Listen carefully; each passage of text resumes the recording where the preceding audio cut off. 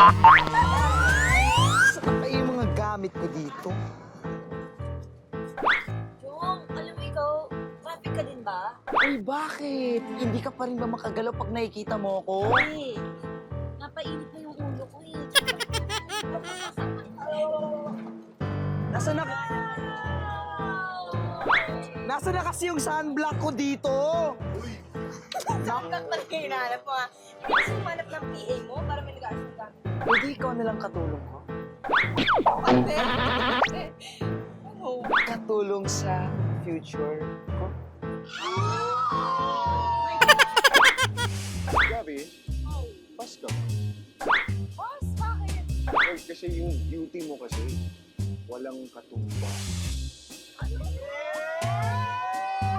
Ay, amigo, ikaw ba? Boss ka? Ay, sige, sige. Bakit? Bakit? Kasi you're so